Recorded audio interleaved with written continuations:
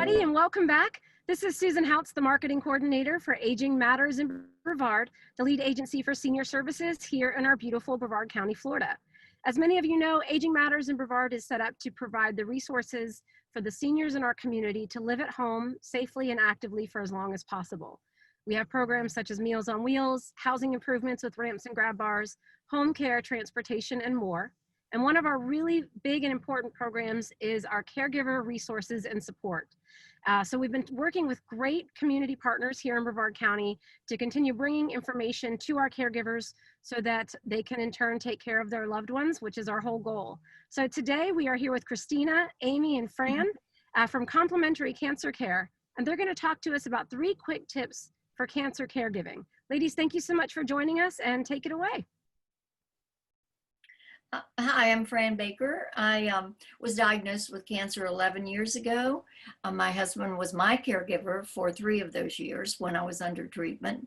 Little did we know that 4 years later, he would come down with a far more serious cancer than I. So I have been his caregiver now for 4 years. During that time, he has spent over 90 days in the one of the Orlando hospitals. And I have found that it can be very rewarding to take care of your loved one, but it can also be extremely stressful and very exhausting. So I'd like to give you the tip that I have learned throughout this time, and that is ask for help when you need it.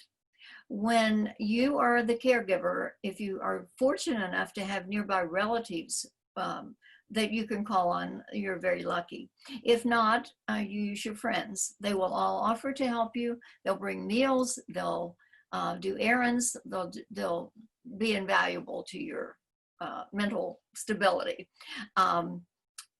So you must let them help. When you run out of being able to have friends, not run out, but there are certain things they can't do to help you, call on a professional caregiver. I was sort of at my wit's ends after 2 years, and I used a CNA 3 days a week for 5 hours, and that was very, very helpful to me. I realized it before my husband did that I need some me time. I'm an extrovert. I am not used to being home day after day. It was month after month, actually. I like to go out. I'm in lots of groups, and I have friends that we lunch with, and it suddenly, hit me that I am cut off from everyone here. I'm the main caregiver, and I became depressed as a result. So please take care of yourself and take your me time. If you only have 10 or 15 minutes, go outside, exercise, take a walk in your neighborhood. That is, it's very healing to all of us to be in nature and commune with nature. So I think that it's also, as part of that, it's important to find something that brings you joy, something that takes you away from the caregiving role for a few minutes, if it's even a half hour. My 3 children gave me a harp last year because I took piano for 13 years. They thought it would transfer right over. It hasn't done that. But during the time that Sai is sleeping, I can go downstairs and take my 15 minutes to practice. And I'm not ready for a concert yet, but I'm enjoying it. And it's brought me a lot of joy. So there will be days when you don't think you'll make it, but I can promise you that you will. Lovely. Thank you so much. You're welcome. All right, so next, I'm Amy. I am an oncology nurse and co-founder of Complementary Cancer Care. So as a healthcare provider, my tip would be to create some structure. As challenging as it is, trying to get some organization, get a journal, get a planner, get a calendar, get those appointments on the calendar, but also organizing on the refrigerator, asking questions to your oncologist and oncology nurses, knowing when to call the office, knowing signs and symptoms of infection and what to look for. Because as the caregiver, you're ultimately the one that sees the patient every day and can sometimes recognize a change that is important to report. And not to put the responsibility on the caregiver, but it is important to know those symptoms just to help prevent some infection from getting worse, or something that maybe is preventable. So I would say definitely organize, plaster your refrigerator with magnets, get a bulletin board, just having everything kind of in one area is going to help. But communicating with the staff, writing things down, if you have questions, or just, things that you're not sure about, maybe you're just not sure about what to feed your loved one, ask those questions, get those resources that are available to you. And if you're, overwhelmed with your own health care issues and you're not able to be that person, then as Fran said, reach out to somebody. Maybe it is a family member, maybe it is just an advocate person that you could have go to your appointments with you and your loved one to kind of be that, that organizational tool for you. So that would be my tip from the healthcare provider standpoint. Awesome. Thank you. Christina? Hi, and I'm Christina Texan. I am the social worker with Complementary Cancer Care. I run our support groups, and we do have one specifically for cancer caregivers.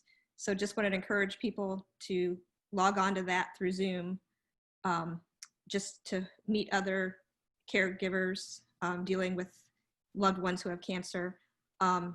It's really helpful for you to find your own support services, groups. I mean, Fran had mentioned friends.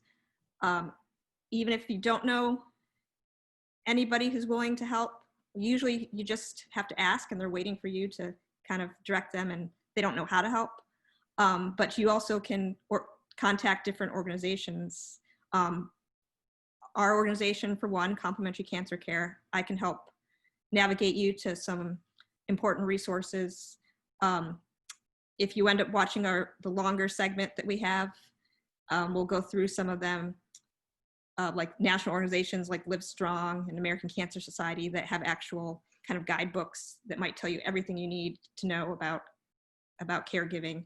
And sometimes it's, even though you know it yourself, I think it's helpful just to read it and kind of get a synopsis and reminder. Our organization, Complementary Cancer Care, we also offer cancer and health education presentations regularly, various topics, and we partner with different community organizations to hopefully get you some helpful information. You can do individual consults with me for either supportive counseling, as a mental health worker, social worker, just to get things off your chest.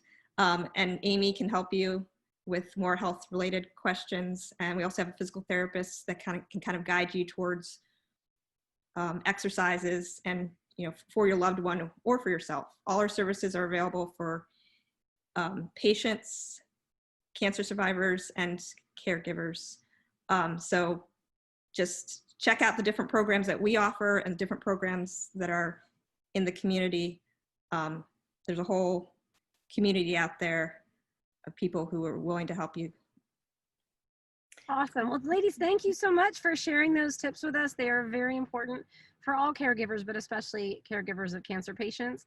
We appreciate you taking your time. As Christina was saying, there is a longer caregiver conversation that goes into these topics more in depth with Beth Shibley, our program director for our Sunflower House Caregiver Resource Center. So I will add that link here to encourage you to check that out. If any of this information was helpful, I found it helpful. I appreciate you sharing your stories. We thank you for what you do in the community, and thank you for partnering with us. And we'll look forward to more Zooms and activities in the months and years to come. Any last words for anybody? Thank you. I just want to say that our services are free. Wonderful. So all of our services are free. Good to know. I will include that as well. Awesome. Well, thank you all very much. Fran, enjoy your beach time and the rest. I wish I were there. Right. Thank you, ladies, very much. And everybody, make sure you stay tuned here on our Facebook, our YouTube channels, and our website as we continue to post information for caregivers with our amazing community partners like Complementary Cancer Care. Until then, everybody stay safe, be well, and we'll talk again soon. Thank you. Thank you.